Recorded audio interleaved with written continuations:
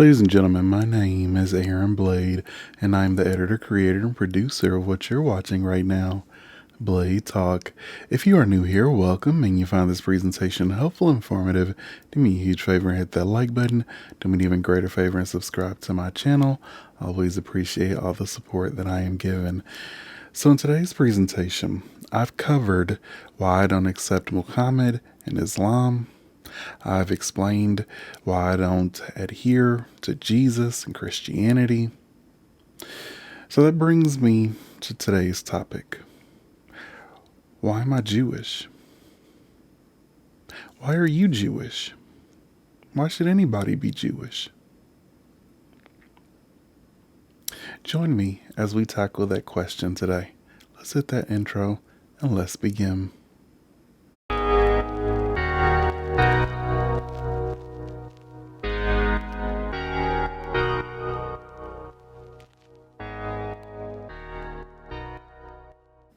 So in today's presentation, I'm going to address the single most fundamental issue that a Jew has to answer today. And I think that it's a question that every one of us on some level has had to answer. And I want to present it in the following context just so we get an appreciation. When we were younger, we heard Torah stories, and we know that these stories were meant to teach us something. So let's start at the beginning. The first Jew is more or less seen to be Abraham. Now, whether he was or not, and what it meant to be a Jew at that time, and between that time and the giving of the Torah, but fine, we'll forget about that for right now. Abraham is certainly the founder of the Jewish people. Now, the Torah gives us a little backstory of Abraham's family. So Abraham is one of three boys, his brothers being Nahor and Haran. Now, what do we know about Nahor? He goes and moves to Aram Naharaim. He eventually becomes the ancestor of Rivka that marries Isaac, etc. Fine. And what do we know about his brother Haran? Well, he makes a brief appearance. The Torah states that Haran died al Pnei Torah Aviv, al Pnei, on the face. Now, Rashi, who is the classic commentary, gives two explanations of the meaning on the face. It's either Mipnei or Lipnei. Lipnei would mean he died before his father, and the Zohar states that since the flood, no child ever died in the lifetime of his parents until Haran died. Rashi then brings a second explanation, Mipnei, meaning because of his father, he died. He tells us the early story of Abraham, because when Abraham is introduced in the Torah, he's in his 70s. And God tells him to begin the journey to the Holy Land. Basically, we learn that Terach was Abraham's father. He was an idol worshiper. Not just that, he made gods. How's business? Thank gods. This is what he did for a living. He manufactured idols. So whether you wanted a business god, you wanted a money god, you wanted a stone god, you wanted a grass god, you wanted a love god, you wanted a basketball god, whatever god you wanted, Terach made it for you, and he was the source of the gods, so to speak. Now Abraham is a philosopher and starts asking himself, gee, how can all these gods be gods? Maybe there's only one God. He slowly starts thinking, and he comes up with the idea of monotheism. So if you actually read the Torah in context, you'll see that it wasn't God that chose Abraham, as everybody believes. It was actually Abraham that chose God, and in return, God tested and blessed him. So Abraham, with this newfound philosophy, is going to introduce this concept of monotheism. However, this is going to be bad for business for his father, Terach, but Terach doesn't know. One day, Terach leaves Abraham in charge of the shop, and Abraham, with his newfound philosophy, starts smashing all the idols. He leaves this one big one and puts the hammer in his hands, and then he proceeds to do a crossword puzzle, which was very difficult back then because it was on slate, and if you made a mistake, you had to break it, but fine. And his father comes back and sees his shop ruined, and he looks at Abraham and he says, "Abraham, what happened? What have you done?" Abraham says, "Dad, it wasn't me." All the gods started arguing. This one said, "I'm the most powerful." This one said, "I'm the most powerful." And the big idol took the hammer and smashed all the others. Terach looks at Abraham and says, "Son, they can't move. They can't talk. How could it have happened this way?" Abraham says, "Dad, they can't move. They can't talk. So why do you pray to them?" A devastating philosophical question. So what does any parent do when their child presents them with a question that they can't answer? Obviously take them to their priest, pastor, reverend, minister, etc. You know how little things have changed in 3,000 years, but in any event, Terach takes Abraham to the evil King Nimrod, who is ultimately in charge of all the cults and idol worshippers. So Nimrod gets into a theological discussion with Abraham. He tells Abraham, "Why don't you worship the gods like everyone else? I worship fire. Fire is my God. Fire is so powerful. Fire burns. Fire destroys. Fire is my God." You know, a real pleasant fellow. So Abraham is listening, and he says to King Nimrod, "You want power?" King Nimrod says, "Power." Abraham says, "Fire is power?" And King Nimrod says, "Power."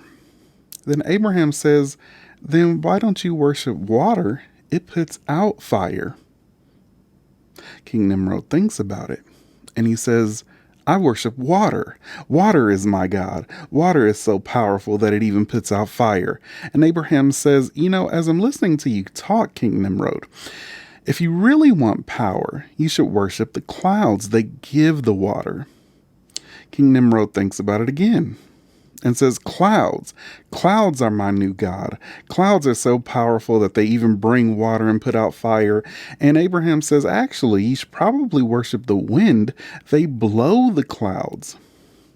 So now King Nimrod, frustrated, obviously starts to catch on what Abraham is doing and says, "I see what you're doing, kid. I'm going back to fire." So King Nimrod has a giant furnace, and he says to Abraham that my God is fire. You believe in this one powerful God, and if your God is stronger than my God, then if I throw you into the furnace, he should save you. Now the scene freezes, and Rashi states it now turns to his brother Horam. He doesn't know what to do. He's been influenced by the idol worship culture on one hand, and on the other hand, Abraham is making a lot of sense. So he makes the following statement: "If Abraham survives the furnace, then I will declare my faith in monotheism. But if he dies, then I'll remain an idol worshiper." All right. Scene switches back to Abraham. They grab him, they throw him into the furnace, and a miracle. He doesn't burn. His clothes don't burn. Nothing. Everyone is just going, "Ooh." And Abraham says, "Can I come out now?" And King Nimrod says, "Fine." Then he turns to Horam, and he says, "Whose side are you on?" And Horam says, "I'm a monotheist too. I am prepared to side with Abraham." Nimrod tells his guards, "Grab him, boys." And they throw him into the furnace, and Horam dies. The end. Now, the obvious problem is, why is it Abraham is thrown into the furnace and gets a miracle, and Haran is thrown into the furnace and he dies? And before I answer, I want to give you advice anytime you study the Torah. Ask yourself, how does this relate to me? If it is just in the world of ideas, it has no purpose. The Torah is telling me something that I can use in my life today. This brings me back to when I was in Jewish day school learning about interfaith marriage. The rabbi teaches us reasons that we shouldn't intermarry. 5 minutes into one particular class, a girl bursts into tears. The rabbi asks, "What's wrong?" And she says, "You don't understand. I grew up in a traditional Jewish home, attended services, had a menorah in the window, had a mezuzah on the door. Then I met a Catholic boy and we started dating. Shortly after that, we fell in love. I don't know how it happened. It happened by itself." She goes on to state that, "I know that I would never intermarry because my Judaism is so important to me." So she proceeds to tell him about the conversion process, and her boyfriend agrees to go through with it. Halfway through the conversion process, he says he can't do it. He changed his mind. Said it was too hard on his family. He tells her that if she wants, she can convert to Catholicism or he'll marry her the way she is, but he can't go through with it. And with tears in her eyes, she broke it off. And the rabbi asked, "Why?" Now we're all shocked because of this response. You're supposed to hear from the rabbi, "Good job, my daughter." But no, he says, "Why?" And she says, "Because my Judaism is so important to me." The rabbi asks, "What does that mean? You can be intermarrying, but the menorah in the window. You can be intermarried and have a Seder. What does that mean?" So she says, "I'm not sure." The rabbi then proceeds to ask all of us a hard question. It's a question that too many of us as Jews have had to answer before in our lives. He asks, if someone held a gun up to your head and said, "Jew, convert or die," what would you do? So all of us almost defiantly stated we would let ourselves be killed. And the rabbi responded with nebuch. Nebuch. That is a Yiddish word that has no translation. Nebuch.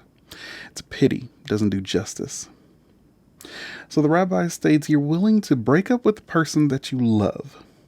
You're prepared to die for something, yet you don't know what it is. In my opinion, this is the reason that Haran died. Abraham went into the furnace because he said there is something that is worth dying for. Haran went into the furnace because Abraham did. That is the common theme we see with beliefs. Today you ask the average Jew, "Why are you Jewish?" And they will say something along the lines of, "Because my parents are Jewish. My great-grandparents are Jewish." I ask the average Christian, "Why are you Christian?" "Because my parents are Christian. My great-grandparents are Christians." "Why are you Muslim?" "Because my parents are Muslims. That's all I know. I was raised in this culture." What is the answer? Why are you Jewish? Why are you Jewish? Haran had no answer. He just went into the furnace because Abraham did. You ask the average Jew, "Why are you Jewish?" and you'll get one of three different answers. Either they don't know, their parents are Jewish and they're just following along, or they believe something bad will happen to them if they're not Jewish, meaning they've bought into this Christian or Islamic idea that you need to be scared into our belief system. And that actually brings on an interesting question. Is it better to obey God out of love or out of fear? Take a second to think about it. Would you rather do what someone says out of love or out of fear? You see, Christianity and Islam holds that you are to do what God says out of fear. Fear of hell, fear of being killed, fear of being judged, fear of Jesus, fear of Muhammad, etc. Fear. That's why when someone asks a Jew, "What are the consequences of not adhering to the mitzvot?" they're shocked when they don't hear hell or burning for all of eternity, etc. Judaism is different. Rashi states that we should perform God's commandments out of love, One cannot compare a person who acts out of love to one who acts out of fear or serves a master out of fear. You see, when fear feels overburdened, they will leave. Rashi, keen student of the human heart, knows that fear can motivate behavior only so long as the power of compulsion remains. As soon as the source of fear loses its strength, service stops. So, why are you Jewish? Put it in the comments section down below if you are. Why are you Jewish? There has to be a reason, there has to be more. We Jews have been accused of many things in our 3,000-year history. Stupid was never one of them. So why are you Jewish? There has to be a reason. I'll tell you 2 lines from one of the most important books that I've ever read in my life. It was written by Rav Moshe Chaim Luzzatto. Okay, the book is called Mesilat Yesharim. It has been poorly translated to The Path of the Just. Some people can get through it, most people can't. The English is very difficult. But it opens by saying the purpose of this book is to teach you how to become perfect. It outlines for you how to become perfect, how to plan your life. You see, society teaches us to plan our lives till about 45, 50 years old. You get married, you go to school, you get a career, have a couple kids, etc. Then, most don't know. I was a sergeant in the military, and when I would mentor the younger airmen, I would ask them, what are their plans? And they would always say, well, I want to rank up. Okay. Then I want to make a lot of money. Okay. A house, a car, a condo. Okay. And then get married, have a few kids. Okay. And then get old and retire. Okay. And then die. Okay. Good plan. Takes you from beginning to end with a midlife crisis in between. They would always say, what do you mean? Everyone rushes to get to 45 to 50 years old. They have the place, they have the spouse, they have the kids, the career, etc. And then they find themselves miserable. They say they don't like their career anymore. They don't like the house that they bought anymore. Not that crazy about the spouse and kids. I can only speak for men. Most men do something drastic, buy a sports car to make them feel young again, a motorcycle. The truth is there is this great tragedy. The tragedy is most people live the life that happens to them instead of the life they want. Suddenly they end up someplace. They worked at a place for so long that they decided to make a career out of it. But it was never their plan. They dated someone so long that they figured they might as well get married. The reason people make mistakes in life is because they live life without knowing where they're going. Some people try to fill the void by starting all over again. So they get a new house, a new child, a new spouse, all in the hopes that they find a way out of their current situation, depression, unhappiness, stress, etc. And all because you didn't plan this part of your life. You made it to 45, 50 years old, and now you're just coasting until your death. If you talk to people in their 70s, you'll get the common phrases that youth is wasted on the young, and if only I knew then what I know now. And if you ask them, well, why didn't you? They'll tell you, I never really thought about it. I didn't plan this far ahead. Of course not. Most people don't think about where they want to be at the end of their life. Here's the thing, before I can give you any advice about life, you got to have a solid plan that goes to the end of the story.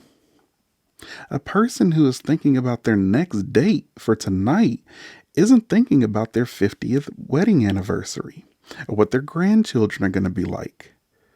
You need to determine what kind of life you want to have led. What do you want it to say on your tombstone, in your obituary?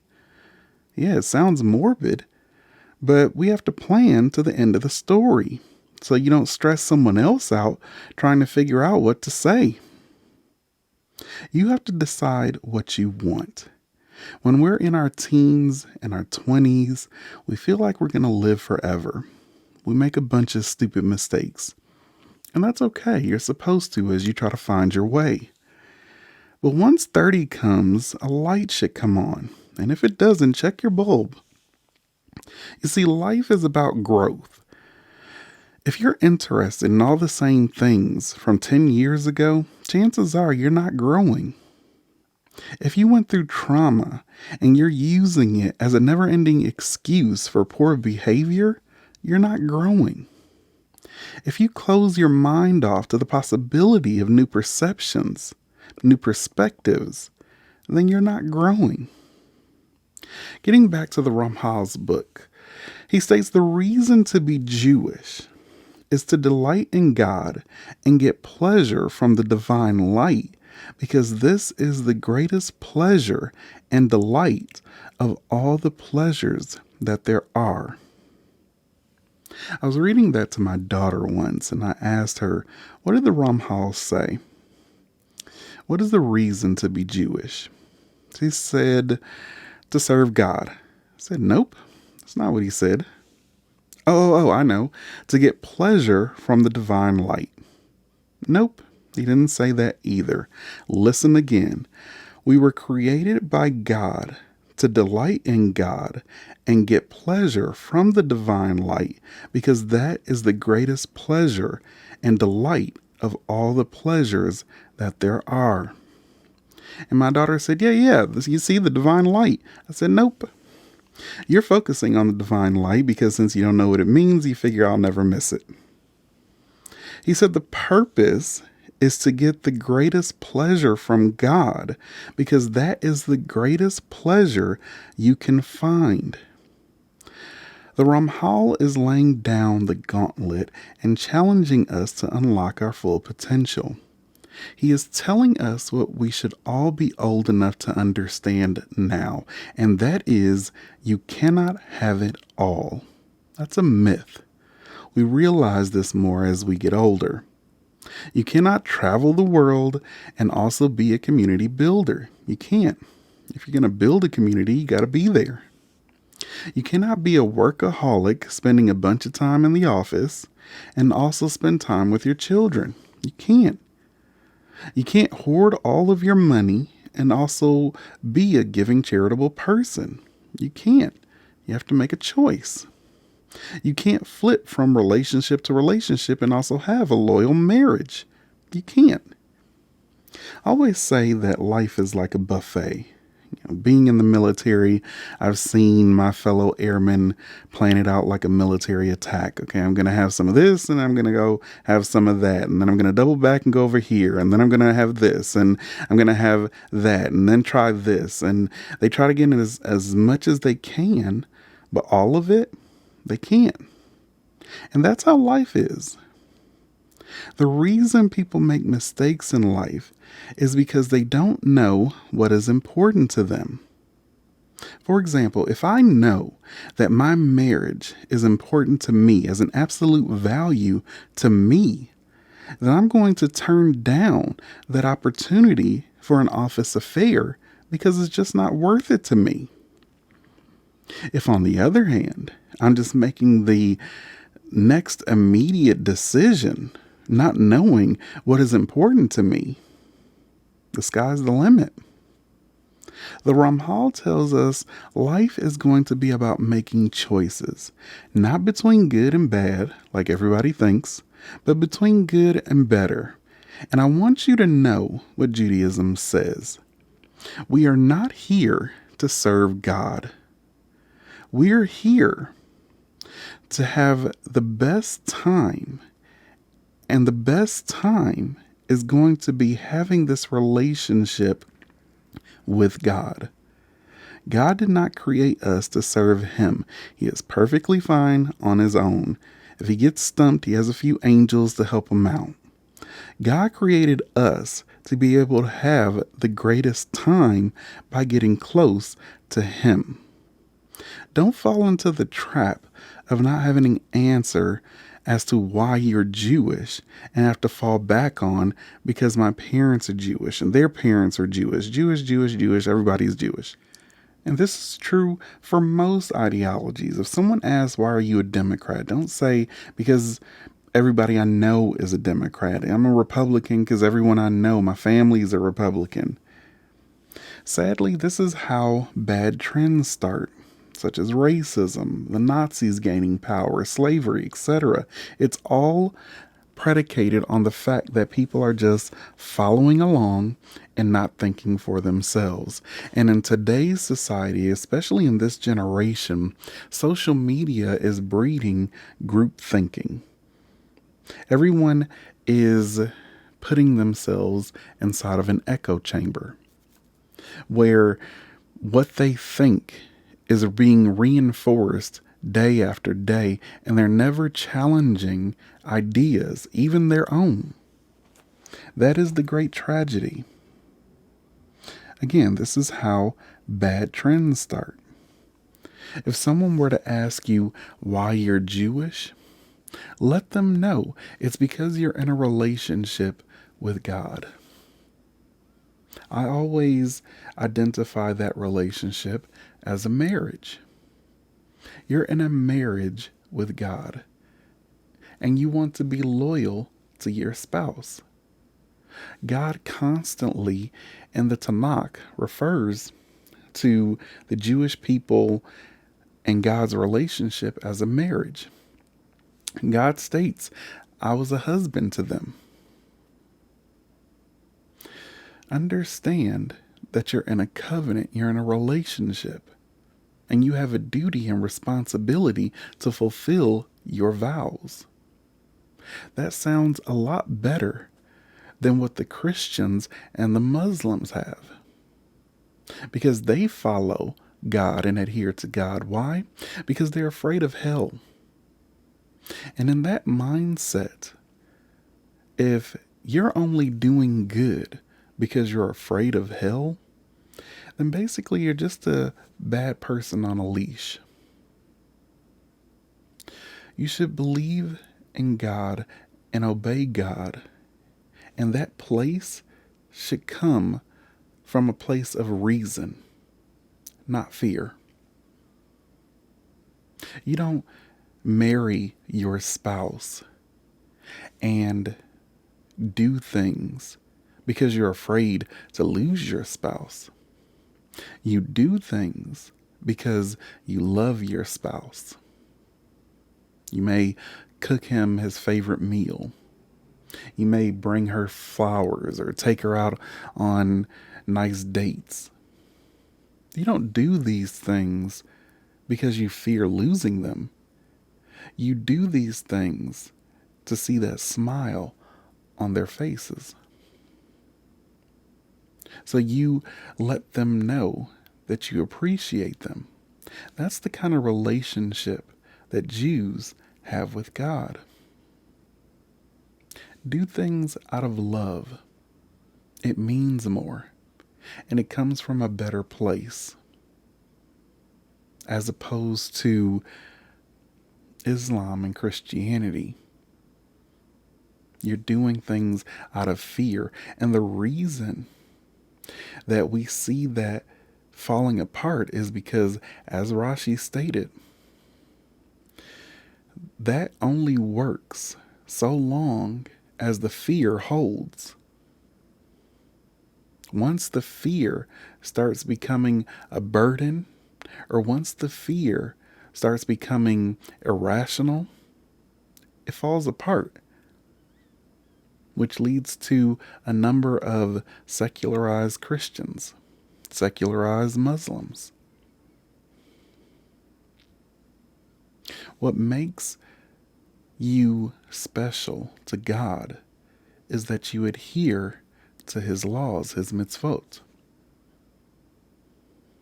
You're in a relationship. You're in a marriage. And the way that you show that you love your spouse is you honor your vows. And just like any marriage or relationship, you'll have disagreements. And that's why the two greatest teachers in the Torah, being Abraham and Moses, challenged God.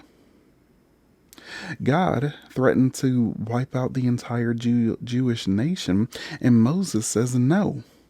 If you do this, I want no part of this book. God threatens to wipe out Sodom and Gomorrah. And Abraham says, no. What if there are good people here? Let me find out if people are righteous there. Jacob wrestled with God. The whole meaning of being Yisrael is one who wrestles with God. So again, God wants you to use your mind and think. At the end of our life, how do we want to be remembered? What is the life we want to have led? Let's decide now. What's the reason to be Jewish? Because God has given us this wonderful opportunity to get close to Him. That's the reason to be Jewish. God doesn't burn people in hell. That's Zeus. He's mad at Odysseus, so he sends down a lightning bolt and blows up the ship. God doesn't do things like that. We have to make a decision for our kids. If we're going to ask them to be Jewish, we better have something better than guilt. And if we want to leave something important behind, we better decide what that is now. People, especially men, think that we're immortal. We aren't. But the only way that you get a glimpse of what immortality is to invest in things that will outlive you. Children, community, drawings, music, dances, poetry. Understand that life isn't all about you, and this is when maturity comes in. It is what you do with this life to help others. I try to tell people in the field of relationships, understand 2 rules in a relationship. The first is stop competing. Stop competing. Recognize that her success is your success and his success is your success.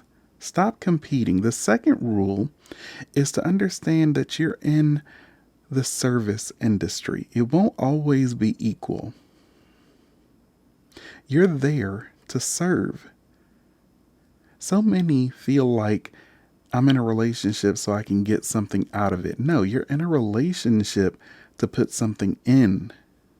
You only get out of a relationship what you put into it. Understand that that is how life works. Some people bury themselves in their job. And I got news for you. You will never be successful from your job. Your job is what they pay you to do. You learned a skill, you went to school, and they pay you for that skill. That is what you are paid to do. Your gift is what you are born to do.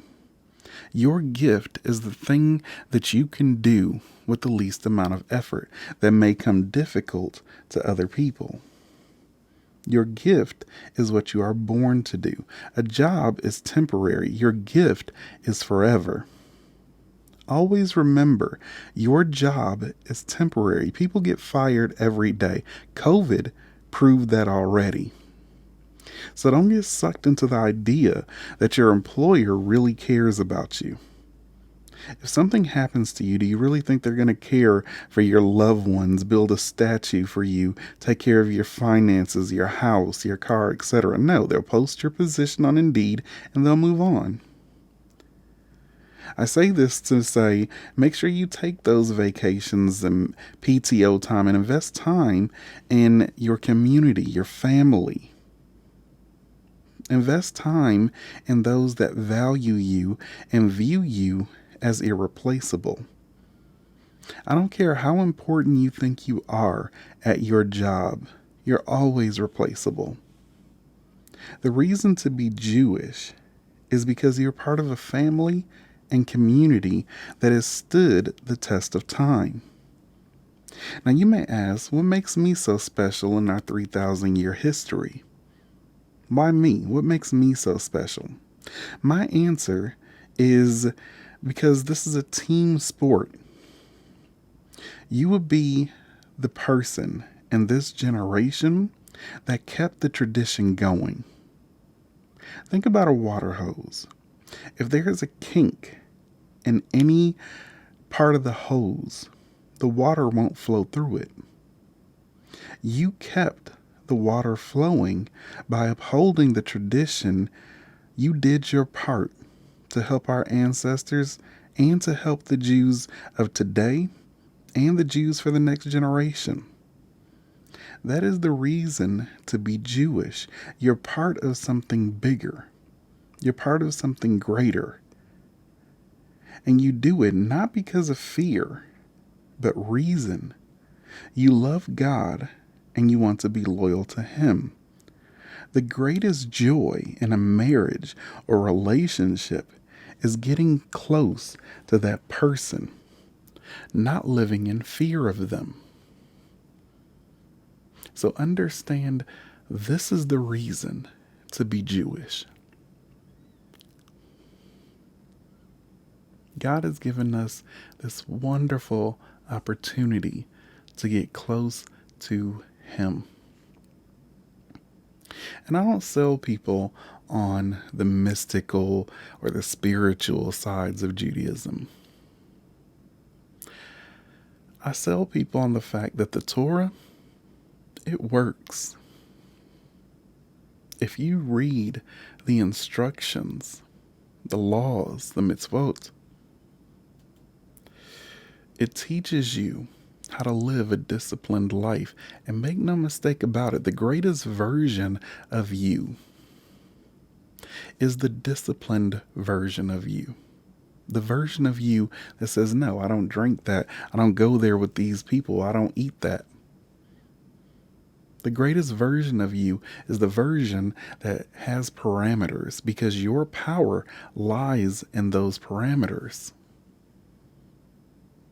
That's why marriage is so important, because it teaches you to be disciplined. That's why having children is a mitzvah. It teaches you to be disciplined, not to just act on your own. But when you have someone else to think about, that you care and love, it changes your mindset. It should cause you to grow and make more wise decisions.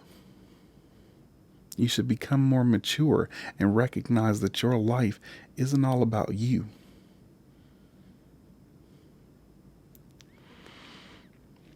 That's the reason to be Jewish. The Torah works. Read the laws. Practice good hygiene. Love your neighbor as you love yourself. Don't take revenge. Be honest in business transactions. It teaches you how to have a functional society.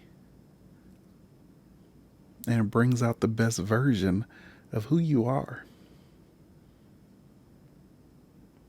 And as in any relationship or marriage, the beauty of that relationship and marriage is the journey, the ups and the downs that you go on with the person that you love, your children. That's the beauty of the relationship. You can look back on the disagreements. You can look back on the obstacles. You can look back on the good times, the happy moments. When you understand that being Jewish, is akin to a marriage with God. And Torah, well, that's the love letter. And as we've seen throughout our history, we've had our ups where God is pleased with us. We're all standing at the foot of Mount Sinai and we're telling God we will obey. We make God proud, and we have our downs, or we fall into idol worship. But nevertheless, God didn't give up on us. He's still with the Jewish people. As Zechariah chapter 8 verse 23 states, that in the days of the Mashiach, 10 people will grab a hold of a Jew, not a Muslim, not a Christian, of a Jew, and say, let us go with you. Because now we know that God has always been with you. You're in a marriage. God is upholding his end. It's up to you to uphold yours. That's the reason to be Jewish. Thank you all so much for tuning in to Blade Talk. If you found this presentation helpful and informative, do me a huge favor and hit that like button. Do me an even greater favor and subscribe to my channel. I always appreciate all the support that I am given. Thank you all so much for all of your support. Be good to yourselves, be good to others, and until the next presentation, you all take care.